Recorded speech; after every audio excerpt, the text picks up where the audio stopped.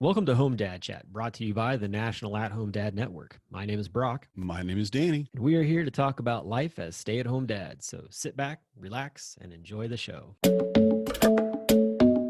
No, I don't want much. I even love handmade crafts made of macaroni. Come on now, you should know me. Times I might eat too much. No worry about my weight, got the dad bod rocking on me. Sketches on my feet, cargo shorts look good on me. I'm a dad, that's what I do. Hey, everybody, welcome back to Home Dad Chat. Tonight is going to be a whole lot of laughs. We have brought on a special guest. He is an author of now 6 books. The majority of those are parenting books, but this one that we're going to be talking about tonight that's new is a little bit outside of parenting, but also has some elements to it in a very odd way with AI involved in it, and 12-year-olds that aren't quite 12-year-olds and things along those lines. But we're going to be talking to James Breakwell. But before we talk to him, just for a few seconds, I just want to check in with my buddy Danny, because this is always our favorite time of the week to be able to have a chance to just connect. How you doing up there, man? Are you getting any snow, or are you getting ready for the big winter craziness? Clear skies, man. Clear skies. You're We've lucky. had no snow, and it's been on probably a week and a half. Still on the ground everywhere. But yeah, the kids next door, actually, they have a sled they've taken. These are little kids. They're probably, I would say, 6 and maybe 8. And they have a sled and 2 big, snow shovels, and they will cover it and they'll pull it over to the side, and they're making forts. Nice. There you go. They have 2 they've got to be 5-foot high snow forts, and they're on the opposite sides of the driveway. And I'm just waiting for that battle. I just want to sit out there. Yeah, go. And just see who gets nailed first. Cause you just need to make an order for a delivery for UPS or FedEx to come by. Like, get them. I get to get one of the pizza guys I don't like. Oh wait, I like all the pizza guys. Don't do it to a pizza guy. You need your pizza. Too much. Yeah. Really. Well, yeah, James, been good. Yeah, where James is at though, man, and where I'm at, we're gonna definitely get hit with a winter storm in the next couple of days. So it's gonna be real interesting. The last time I looked at the radar, there was like a bullseye on Indianapolis. It was like there was one section that was pink. I didn't even know pink was a color on the radar. And it was supposed to be like 16 to 24 inches. Like, holy cow! Like the world hates us. But they've since downgraded that. They're all over the place, and now it sounds like we're going to get maybe ice with then 10 inches of snow on top of it, which is probably worse than 24 inches of snow with no ice. So remind me, what state are you in, Brock? I'm over here in Cincinnati, Ohio. So I'm just right across. I'm pretty much parallel to you. So yeah, everything that hits us will hit you about a few hours later. So we'll see. We'll see who survives this storm. I've always known pink and purple to be the worst colors to see when it comes to when it comes to the winter, because that's ice and snow, and those two mixtures together do not make it nice for the road. Man, well, you've got. Are you a Bengals fan? I am. I grew up I grew up as a Colts fan, but I am definitely rooting for the Bengals. I've lived here for about 15 years, so it's one of those things where it's like definitely am excited about them going to the Super Bowl for sure. Yeah. I guess the kids are getting 2 days off school for that, which is incredible. I wish they would have done that growing up. Now, mind you, I didn't watch football at all growing up. I just would have enjoyed 2 days off school. I would have supported whichever team would get me out of school. That's definitely throwing all the chips on the table for a Super Bowl win with a parade once they come back, kind of deal. That's what that is all about. I guarantee it. That's the whole shebang for it. And it's as big, if they lose though, that's just 2 days to nurse that hangover. So either way, Cincinnati's gonna have a wild time. Right, definitely. Yeah, I mean, last year it was the run on toilet paper. If we lose, it'll be the run on Kleenex. So, but yeah, man, I mean, so I'm excited to have you on the show. I was telling Danny earlier on when you had announced that the book was coming out, the Chosen, or sorry, I got it mixed up on here. The Chosen 12. The Chosen 12. Yeah, I had it on here. Man, you can see where my night's going. This is my shortest title. Yeah, this should be the easy one to remember. Yeah, well, Well, I'm just going to say the guy with ADD remembered. So there you go. We're good. We're good. Brock's just having a moment. All my other titles are like a paragraph long, and this one's 3 words. Even I can remember. Other ones, yeah, they really are. Because I started looking at and just recognizing, because I wanted to see what else you'd written and whatever. Oh yeah, I read that book or whatever. And I'm like, wow, yeah, that's. And my wife asked me, and she said, well, which one are you going to read next? I'm like, okay, sit down because I tell you the title. And she's like, what do you mean? I'm like, I don't know. They're just all really long. And it's very explicit. I mean, it makes sense. It's a good definition of what you're going to get in the book, but at the same time, it's not like this one. You know? Yep. Yeah. And that's the thing. Like, so like I said, you get the 5 different books there, and they're all very interestingly titled, like you said. So and two, like, just to kind of give a brief little intro, because we just sort of jumped into our conversation, for anybody who's listening that doesn't know James. So James Breakwell, that is his pseudonym name on online, and he also goes by Exploding Unicorn on Twitter, where he has 1.1 million followers, and he's got a very active newsletter, and he's just very funny to follow on those different social media handles.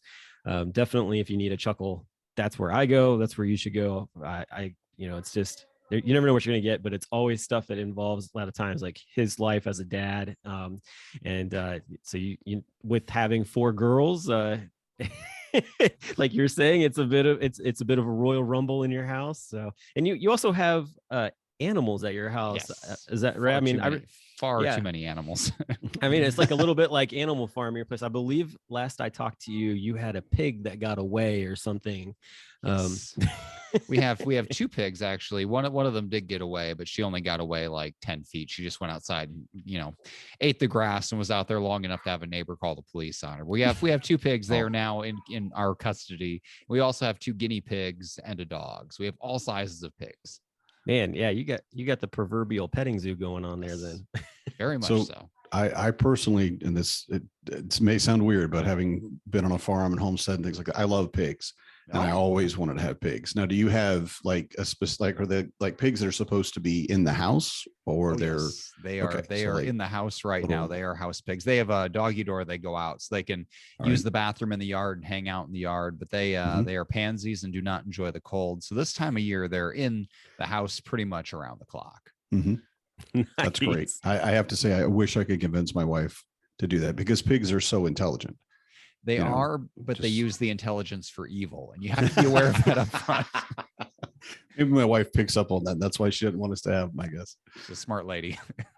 So I can't remember if this was part of your book, one of your last books or not, but in the book of How to Save Your Child from Ostrich Attacks, is there one in there about how to survive a pig attack or anything like that? I couldn't remember. There's not one on how to survive a pig attack, but there probably should be. They don't really attack. They mostly just steal your food right from under you. They steal the dog's food too. That's my big battle. I can never remember if the dog's bowl is down or not. And every time they come out of their back room, the pigs, they just shoot like a missile into the kitchen looking for that dog bowl. And it's like 2 times out of 3, they get there before I can. It really humbles you to get outsmarted by a pig. It's not a good feeling. At least you have the gentle pigs, because in Texas, like, I could hear like anybody who lives in Texas be like, well, I know the pigs down there, they do like to attack people. So yeah. But they're also probably like 4 times the size of your pigs in your house. So that's another reason why. So. But hey, so I want to get into this book, the Chosen 12, man. Honestly, this book, I am not a big sci-fi book guy. Danny, I called him. I was like, are you a sci-fi guy? Because I'm going to have some concerns about like what we're going to talk to him about. And Danny assured me that he was a sci-fi guy. And I was like, thank God. I was like, because I don't know that I'm going to get through this entire book by the time we get James on, I will honestly say I got to like chapter 31 today. And that's pretty far. And I will say this, I thoroughly enjoyed listening to it. And definitely one of those things where it's like, as I listened to it, I had like all these questions or times where I'm just like, what the heck is going on in this thing? But Danny actually finished the whole thing. So kudos to Danny for that. Proud of Danny. Yay me. Well, I finished a book, actually, as a parent, and I have 4 kids too. So I kind of, you can relate. Getting a book finished is actually something of an accomplishment. It is. It really is. I couldn't tell you. I write books, but I couldn't tell you the last time I sat down and read one all the way through, because I just don't have time to do one thing at a time. I go the Brock route. I do audiobooks for everything. I listen to them on triple speed, and I listen to them while I'm doing the laundry or doing whatever else. And that's the only way I get through them. So if you found time to sit down and actually put your eyes on the page, I mean, that's hero stuff right there. Well. My I couldn't kids listen to it. go to I bed don't know. well. So Yeah, I don't know about listening to it at the 3 times mode. I think I was at 1.3 on mine or whatever like that, so that I could at least understand it. Because if I had anything higher than that, it just sounded like a chipmunk talking to me. I actually I edited this book at triple speed too. In the final stages, I would go and I had the Word document, and I have a voice to text thing and a text to voice thing, and I just had at the end I was doing a huge landscaping project in my front yard, building a retaining wall and shoveling entirely too much dirt, and I was like, but I've got to edit this book. And it was kind of the point where you get to your final draft of something and you notice like 1 or 2 things per chapter you want to change. And so I played that book all the way through. In one day, I played it all the way through twice at triple speed while I was shoveling dirt. That was the final edit on that book. wow. That's impressive. Awesome. Yeah, no kidding. That's pretty wild because like I said, that triple speed that does not sound right in my ear. I guess I'm used to small kids who talk fast, and that's how I listen to everything. Also, though, my app. So the one you're listening to, I assume you're listening to the official audio book, which has like a professional voice actor doing it and all of that. It sounds really cool. This is just straight up a robot voice that reads it back, totally monotone, which is oddly fitting for all the robot parts. It's like, oh yeah, that totally. I was gonna say, does that work well with the main? It did. There's a couple characters that worked really well for. Most of the other ones, not so much. But the advantage of the monotone is because I listen to that same monotone for all my stuff. Is I get really used to it, so I can do a triple speed without losing too much on it. And then that way, if they stumble over, if there's like that one weird word or one typo, then it sounds really out of place, and I could pause it, wipe the dirt off my hands, make a note of what I needed to go back and fix, and then go back to shoveling. Nice. So it was a busy day. Now, I have to ask, because it is such a divergence from what you've done previously, and you did have something in your acknowledgements, to, I think, your publisher or your agent. Okay. Your literary agent, I think. Yes. And basically it said, thank you for, again, helping me branch out into a new area. How was that? Because I imagine, if the parenting books you've written, the reviews that I've read and the synopsis of them, that's great stuff. And I'm like, yeah, I can see this. He's funny. He's definitely a parent. He definitely has kids. But then the leap to, there's a lot there. Yeah.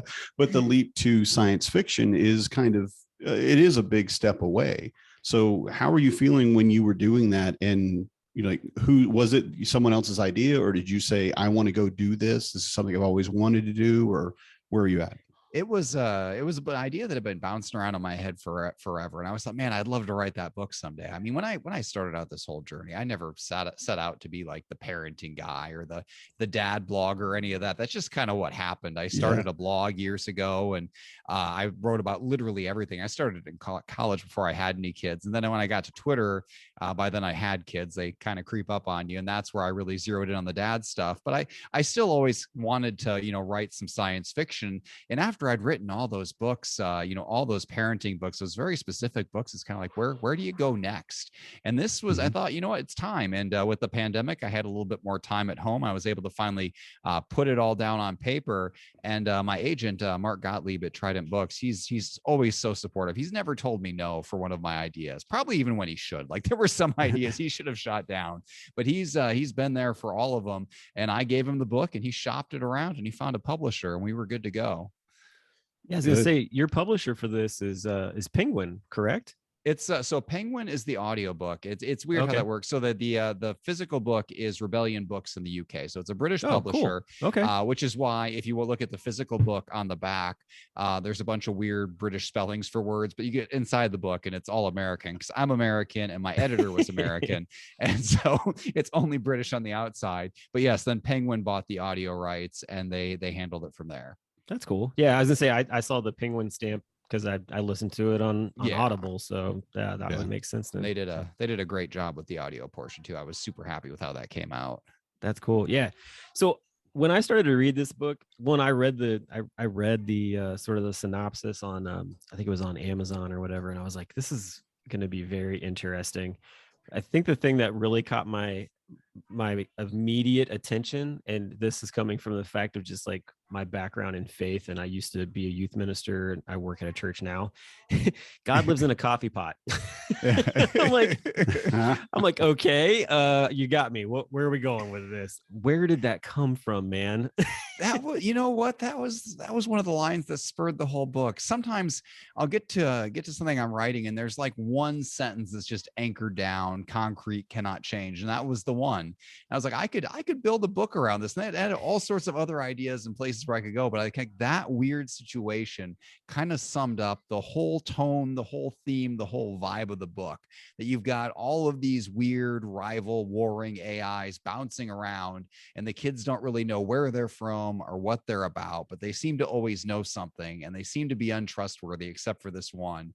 And I thought, if we just set up this encounter with this kid, this confused kid, and this seemingly all-knowing entity that of all places is in a coffee machine, that's really going to tell you what the book is about. I was very happy to start the book with that scene, and I was very happy that nobody asked me to change it. Like nowhere along the line was somebody like, you can't put God in a coffee maker. It's like, okay, that's good. Everybody's very open-minded about this. It was great. It was great. And I know that the book just came out, but honestly, when I was reading that part, I was like, this needs to be a movie. I need to know, I need to see that scene firsthand to know, like, like I'm trying to like picture it in my head. And I'm like somebody, a director needs to like make this actually real so I can understand and see what that's like. Is that along with the fact of being scared about doors closing on you and stuff like that. Mm-hmm. So, yeah. Now, are you a big sci-fi fan? Or were you previously? Okay. Yeah. And so growing up, I was a big fan of Arthur C. Clarke. I read, you remember the Star Wars Expanded Universe books? They made them all non-canon now, but I read a few dozen of those growing up. But anything sci-fi I was a big fan of. I like sci-fi and I like history. Those are kind of my two genres. Not historical fiction though. It's got to be real history. Very oddly picky about that. But yeah, so I always wanted to kind of throw my hat in the ring for that. But there's just so much good stuff out there already. It's kind of intimidating. Like, can I really step in here? Can I really, take a chance with that? And then you just kind of start putting one word in front of the other. I had to be careful though. So with my other books, the nonfiction, they're kind of basically standalone essays. Each chapter you can go and I could, let's write about how you can kill zombies with an umbrella stroller. Let's write about how you can kill zombies with a minivan. Let's write about how to go grocery shopping in the zombie apocalypse. Each one's kind of a standalone kingdom. And at the end, it's like, okay, what order do I want to put these in? With a narrative book, you can't do that. It's like, I need to have a beginning, a middle, and an end, and I can't just throw this together at the last chapter. So this is the first time I really had to outline and think out, where I wanted to go with this. I had a file of ideas that was about 10,000 words where I just kind of put down anything I could think of. And it was a big abomination. And I got to the end of that. I was like, all right, which of these ideas work with the other ideas? And I took those and condensed them down to a 1-paragraph summary and kind of built out from there. And then once I did that, I did voice to text and I just talked it out. And from that first draft, just talking out, here's what I think should happen. The book actually changed very little from there. It pretty much came out stream of consciousness, start to finish. That God in the coffee maker was just a good starting point for me, I guess. Yeah, it was great. And I have to say, because anything that you write, I think, especially in science fiction, you're going to get compared. Yes.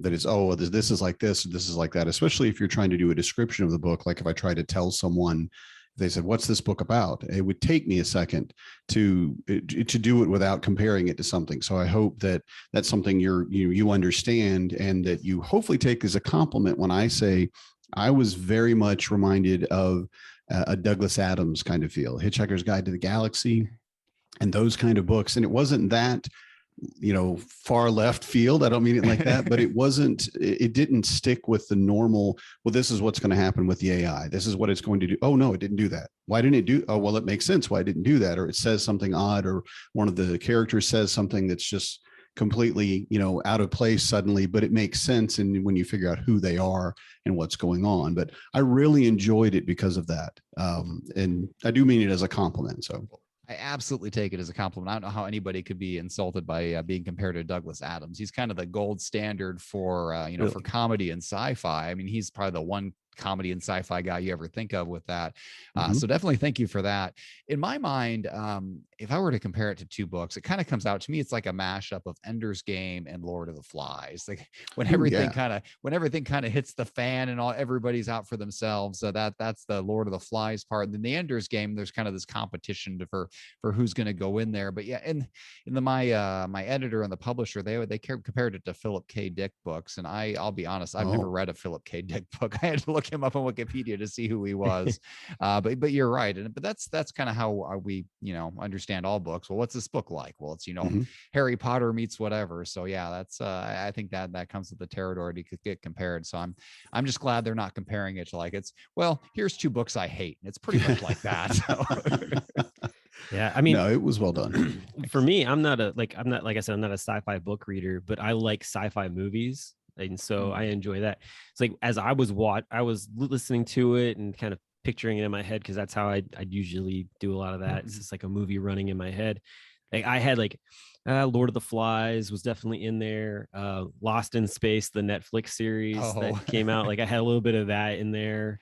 Um, Travelers. I don't know if you saw that on Netflix as I well, have not where seen that one. Travelers is where like you have a group of people from the future who are sending their people into the past to try to change the future so that the apocalypse doesn't happen. Oh. And so you could have like an older person like jump into like a younger person's body, and then they've got to figure out how to like function in that setup. So like there's one character I know, he's like probably in his like 60s or something like that, and he jumps into like a 19-year-old kid's body or something, and he knows all this knowledge about different things, and he's got to be careful how he shares it. And so you see that with some of these characters that you have in the book, and the things that either they know or even like the AI knows that they either won't share or it's classified or whatever it is. And so that was interesting to definitely like follow along with. And then for me, like this is the part, and I don't hope you don't take offense to this, but for me,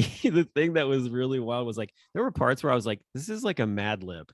Like I felt like there were just parts where like I'm reading along here and there were blanks, and like you just turn to your kids and are like, I need a strange animal. Okay, how about fighting kangaroos? Okay, like what like that kind of stuff. Just there's all kinds of interesting. There's where I'm curious, like, is that just a normal thought pattern for you to just kind of be outside of the box on like wolf sharks and like these fighting kangaroos and things? Where did that come from? So the most Mad Libby parts are probably when the kids are in the simulation. That was Oh really yeah. why I enjoyed drawing around it. So I think there's this idea that if you look at Ender's Game and the kids are so serious training for military stuff and getting prepared, but it's like if you give children the most powerful computer in the universe that can do anything, you think they're going to use that responsibly? And you give them, and then they're supposed to use this to build a civilization. Like, of course it Right. goes wrong. Of course they have, war elephants with diarrhea and exploding armadillos and all this. Like, it's just everything goes wrong. It's just chaos on an accelerated scale. And so that was those were definitely the funnest parts of the book to write. As far as kangaroos are just kind of wild to me in general. If you look at kangaroo, now I don't know if I've ever actually seen a kangaroo face to face. I've seen You need to come to the wallabies. Cincinnati Zoo then. Is it? You know what? Maybe I did go to the Cincinnati Zoo. I probably saw one there then. I was gonna say they have the exhibit there that's open. You can see them. You can walk right through their exhibit. They'll almost walk right up to you and punch you if you're not careful. We made a special trip to the Cincinnati Zoo this summer, and we made such a big deal out of it because the kids wanted to see Fiona the hippo. Oh yeah. And so we went over there, and the kids were just awful, and we're never going to a zoo again. But anyway, kangaroos are walks. You look at them, and they look like humanoids. I mean, you look at it and you're like, if this thing was just a little bit smarter, if this thing had thumbs, like what could it do? And especially there's those viral videos of that one kangaroo in Australia that's just like super buff. Yes. And I was thinking, I was like, okay, these humans land on this planet the first time, and there's some spoilers here for the book, and they're looking for what's something that can live in just a really barren environment and cover a bunch of ground and probably fight when it gets there. Well, what if you take a kangaroo who can go 40 miles an hour and can hop so it can get across terrain. It's already used to living in, arid Australia out in the middle of nowhere where everything's trying to kill you. And you make it just a little bit bigger, and a little bit smarter, and a little bit fiercer, and a little bit better able to, communicate with other ones. Like, actually, you probably wouldn't have to change it that far. And then, of course, once you make them better at killing, they're going to turn on you. And so then that just unfolded naturally, of course. Yeah, I mean, along with that, like I said, I'm only 31 chapters in so far. But for me, I'm like, okay, are these kangaroos real, or are they just in the simulation? Like, what's going on? And so that's the part where Danny can't tell me. I can't get. Yeah, I'm trying so hard because there's so many things I want to talk about, but it's just going to spoil it. Right. Well, that's not fine, for though. you, but for the listeners. And that just teases it. Yeah, that just teases it for everybody who's listening to go and get the book and either read it or listen to it, and definitely be entertained by it for sure. I told a buddy of mine about it who loves to listen to audiobooks all the time when he drives around.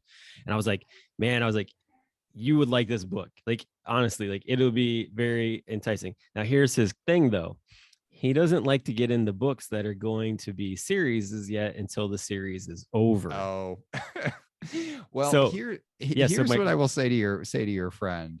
So I am not a big enough author, and I don't have enough trust from publishers. They're like, go ahead and write 10 books and just finish whatever. And then you can end each one with a cliffhanger and people will buy it.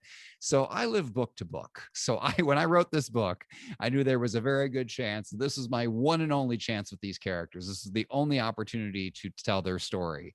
So it ends in a place where if I never, ever get to write another book about these characters, it could absolutely stay there and I would be fine and I would be satisfied with that ending.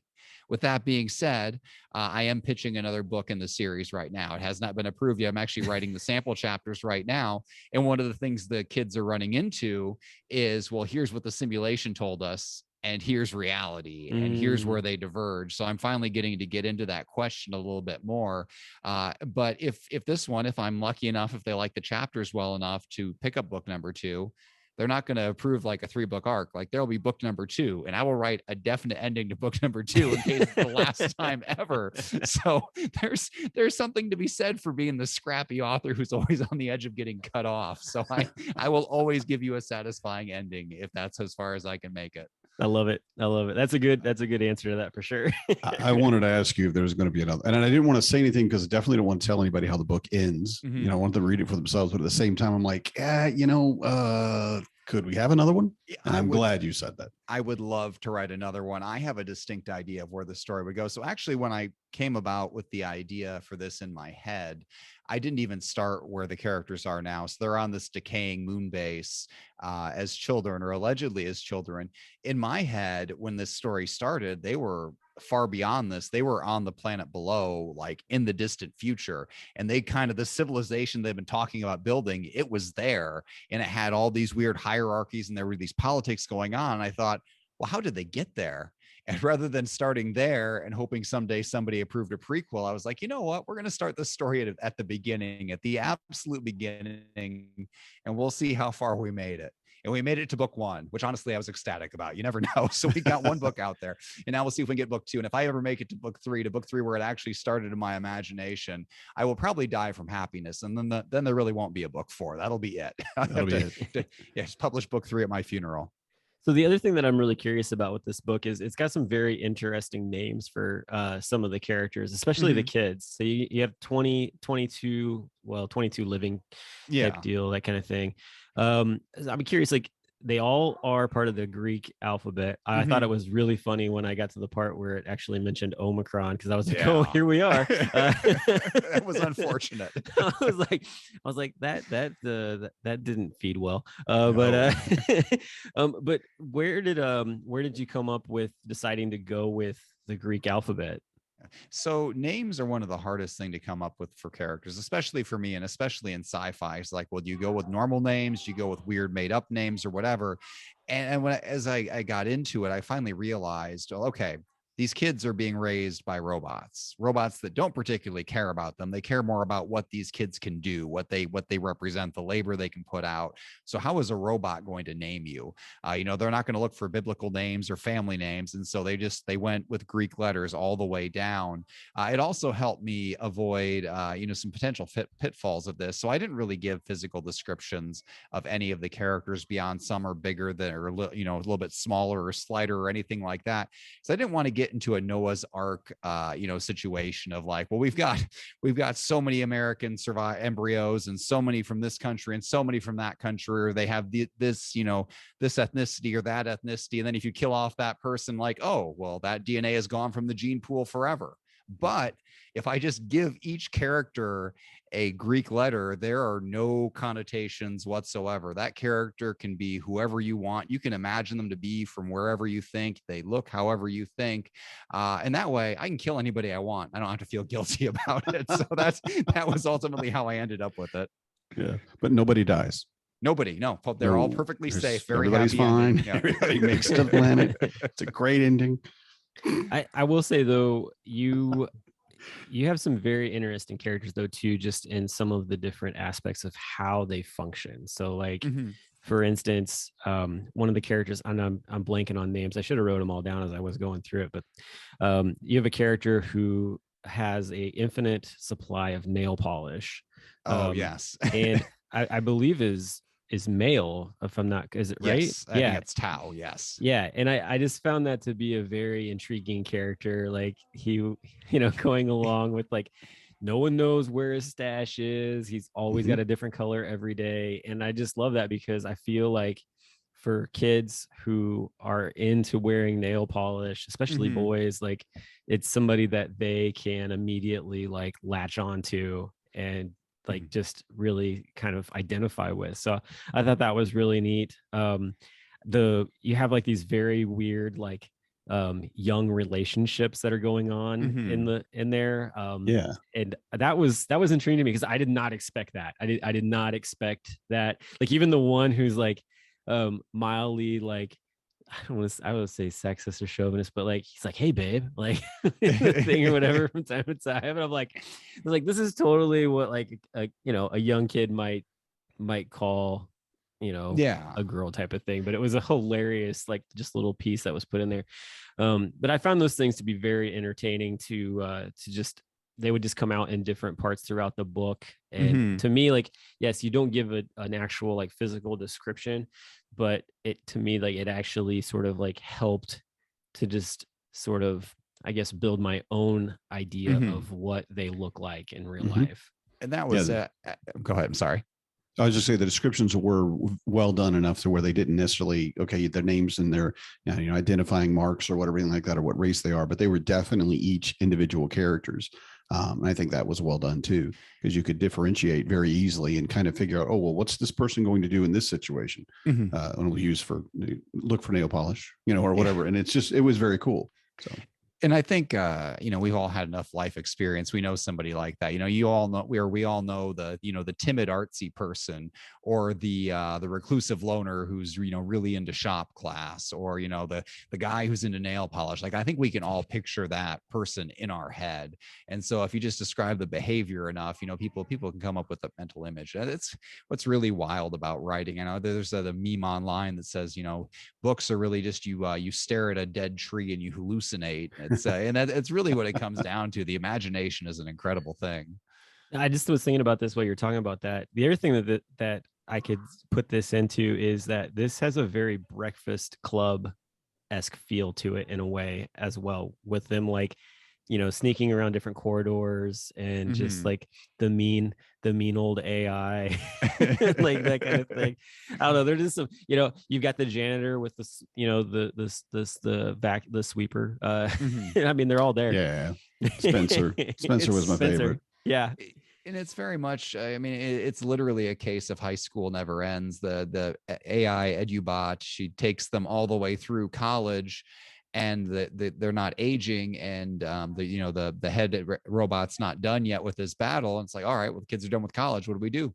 Guess we send them through college again, and they just end up in this loop of education. And that's kind of the I for me, like their whole kind of stasis that they're stuck in, that it felt a lot like just how school in general felt for me. I went to Catholic school with the same small group of kids all the way up through. And we were together. I was with this bunch. I moved when I was in third grade. So from third grade through my senior year in high school, there were 40 kids who I was in there with the whole time. And there were 20 extras who came in high school. So I should have been closer to these people than any other human beings on earth. And we all graduated from high school. And it turned out we didn't really know each other that well. We didn't really like each other that well. And we just kind of scattered to the ends of the earth. And you look at how these kids are towards each other. Like on the one hand, they've been around each other for decades. On the other hand, they're kind of indifferent to each other. And I feel like that's kind of a realistic take on what happens when you're in that close of proximity to somebody for that long. Mm-hmm. Does make sense. Yeah.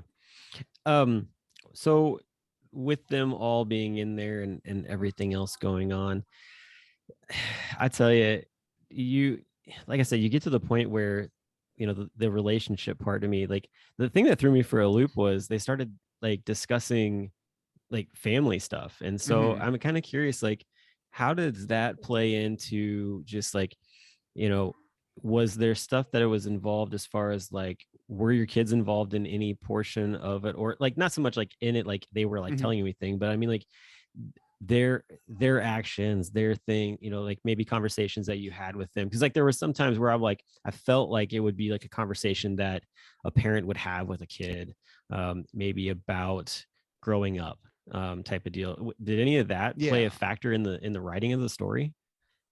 I've got an 11-year-old, so she's right on the cusp of all of those conversations. And those are the things she's going through in health class right now. At the same time, the robots stopped the kids from aging at roughly 12, specifically because they didn't want to deal with puberty. Like, we just can't put up with this. We can't have these kids in a confined space going through all this. Right now, some parent that's listening to this is like, can that be possible? Yeah. Like Danny's like, I think I missed the boat on one of those, but can we get the rest stopped? Yeah. So they stopped them right there, because even these robots, just from a practical standpoint, they're not comfortable with it either. And they think it's going to make the kids harder to control, and it's going to bring up a whole raft of other issues. So in a way, they keep the children small and innocent. So they're right before the stage where they have to deal with any of this stuff. And it's very artificial. And the kids kind of know what's out there, but at the same time, they don't have to deal with it yet. And in fact, like the simulation has kind of been whitewashed. So the whole point of the simulation is to simulate how you go from 12 people or 24 people on this lander to millions of people on this planet. Well, how does that happen? Somebody has to have babies, but that whole sequence in the simulation is kind of blocked out. There's just 2 people, and then there's 3 people, and they just gloss over that entire thing. So there's just this weird kind of puritanical level of censorship there that kind of does keep them in childhood a little bit. And yeah, it does sound very convenient. If I could dodge that conversation forever, I would. But in real life, we didn't dodge it. I just passed it off on my wife. So that's how that played out. You do what you got to do, right? Yeah, exactly. Play to your strengths. I don't see that being the case with my family for sure. Like just being a stay-at-home dad. I feel like in a lot of stay-at-home dads, like we're gonna get ourselves put in a place where mom's gonna be away when it all hits, and it's like mom's not going to be around, so dad's got to be prepared to be able to take on that mantle. So but the nice part about that too, and just sort of like sidebarring, is the fact that Matt Strain from our board has been running a webinar series for about the entire length of this pandemic, honestly. And he actually had an episode where he talked with someone about like just everything with girls growing up and all the different cycles and things like that. And so just gave insight into that. So hopefully I know, like, after I listened to it, I felt a little bit more confident in some areas and scared to death in others. But like it's not stuff that we actually go through, so you're like, oh my gosh, this is very true. But still, to be able to at least have the confidence to step up and be that dad, that parent for my daughter, or my son's friends who might be over, type of deal is I would rather be in that position than completely blind to it. Exactly. So, but yeah, man, I mean, so yeah, I mean, like I said, this book has so many different sides to it. It is definitely, for lack of a better nerd term, a D&D dice with 20-sided dice type deal, where there's lots of things coming at you from different ways. And um, I really did, or have so far, enjoyed it, and I'm gonna continue reading it, and listening to it, because yeah, I mean, I want to see how it's got. I got to see how it ends. Yeah. You made it through chapter 31. Watch chapter 32 be the one you hate. You're like, why did I No, endorse no, this book? I no, should have no, cut it no. off. I know, No, no. you I really definitely don't want to think it's see. the case. You Yeah, definitely want to see how it ends. I mean, it really. I think it ended well. It ended in a good spot. And part of the reading this, going through the story, like, okay, so what is going to happen when we do this thing? And I don't want to spoil anything, but really, this thing's coming. We all know this is coming. How are you going to do that? So yeah, I think you should, Brock. You really should finish it, because I think you'll like it, and then you'll also understand why I want a book too.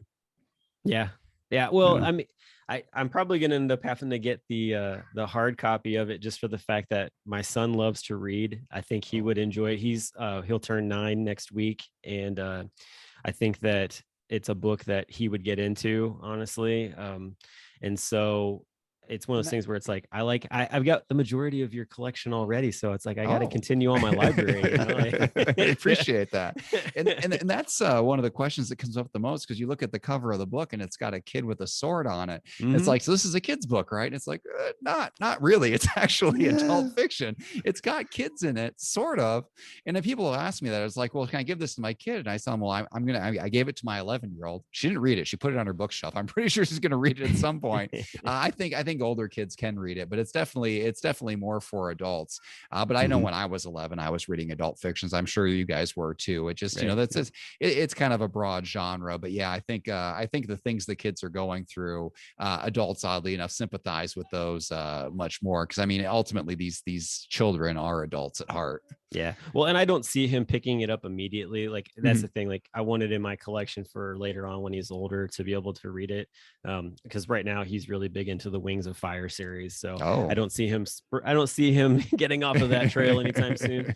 But later on down the line, definitely when he's into that, maybe into like his teenage years, be like, hey, like, check this book out. Like, because I think that honestly, like, in a lot of ways, it is kind of a cool, like, teenagers type of a book to read, for sure, especially because some mid-age teenagers think they're adults already. So why not let them look into, like, what does this look like in different scenarios? Because that's what's in their head the entire time, is scenarios on how to do things. And the coolest thing about being an author is you can write the kind of book that you want to read. And this is the kind of book I want to read. It's just, I like books from different perspectives. I like books where people have to make hard calls. And I like books where there's not necessarily a right side and a wrong side. Sometimes everybody has an argument for it. So this is the book I would have wanted to read when I was 15, I think. So I will leave you with that. Awesome. Yeah. Here. And I have to say too, there were some really good moments in it. I again, trying not to spoil too many things, but Lifting Bot 117. Oh, I'm so glad you mentioned that. his death. I mean, I'm just going to tell people, so, because this is something that, it is there are digitals in this book that die, and this is one of them. But I have to tell you, the fact that he died happy, basically as happy as he could be, because he had met his purpose. And he's a lifting bot and he doesn't get to lift. And I'm like, oh God, that's gotta be awful. It's been 50 years or whatever, and I can't lift it. I've never but now things start falling on me, so I can lift him, and I can lift him, and then he ends up, getting covered with debris because he can't lift it fast enough, and then he dies. And I'm just like, oh, that's perfect, man. That's just a beautiful, beautiful little, sorry you died, but it was a well-written moment. I really love that. And that was kind of he's a simple robot. It seems like he doesn't have feelings, but it's like the same time he has a purpose, and he's there to fulfill that purpose. And it's like, who can't relate to that? I wish I had that much of a distinct purpose in my life, to go for that. And that's the great thing about a multi-perspective book too, that, I was jumping around from human to human to human. It's like, I don't have to stick with humans. I can write about a bad guy. And is he even really that bad of a guy? What if he only wants to lift things? So that was really enjoyable. I'm glad that chapter stuck with you. Yeah, that was good. Well, hey, James, thanks so much for coming on the show and talking with us about your new book. For those that are interested in it, I'll have links in the show notes for where you can find it. It is definitely well worth the read or the listen, and is very entertaining. And I hope that you get book 2 and that takes off. Yeah. And also too, like, all the other books that James have written are very entertaining. I mean, he's got books on, how to deal with surviving a zombie apocalypse, being a parent, and books on how to save your kids from like all kinds of different things like ostrich attacks and accidental time travel. And, just, I mean, it's out there. And then also too, like, I love the fact that you also tackle some toxic masculinity, modern masculinity type things as well, and how to be a man. So you definitely have quite the swath of books out there for folks to listen to and read. So hopefully they grab those up, because one, either they're good to read, or two, they make great gifts for those who are just, parents looking for something to be very entertaining in that time where you're just like, I need a break from my kids. So I really appreciate the fact that you've written them, and I really appreciate the fact that we've gotten to continue on this friendship that it's a very brief friendship, and the fact that we typically only get to talk over podcast, but the fact that I got to meet you at Dad too, and we've continued interacting and being able to help just promote your books and stuff. So I really appreciate you coming on the show tonight. Well, we all know the real reason I write these books is just so I have an excuse to talk to you once a year. So that's what keeps me going. Love it. That's great, man. Well, hopefully this is something that the listeners definitely check out, and we look forward to seeing what comes up next. So thanks so much. You have a great rest of your year, and blessings for the next book, man. You as well, and go Bengals. Who day? See you, Danny. I'm a dad, that's what I do.